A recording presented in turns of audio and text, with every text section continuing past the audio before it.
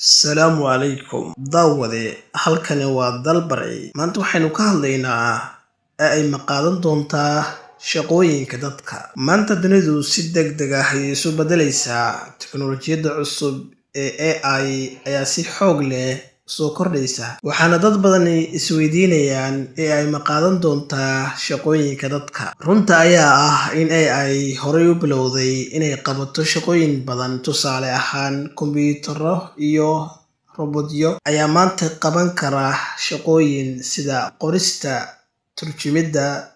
iyo xitaa falanqaynta xogta shirkado badan sida OpenAI ayaa horumarinaya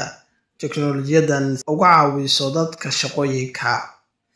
laakiin su'aasha muhiimka ah waa AI ma bedeli doontaa dadka qaar ka mid ah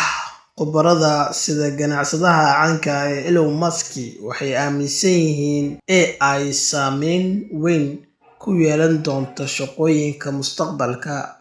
si kastaba ha ahaatee taariikhdu waxay muujisay in teknoolajiyadan cusub ay sidoo kale abuurto shaqooyin cusub marka ay timaado shaqooyinka qaar waxay baabi'i karaan laakiin shaqooyin cusub ayaa dhalan kara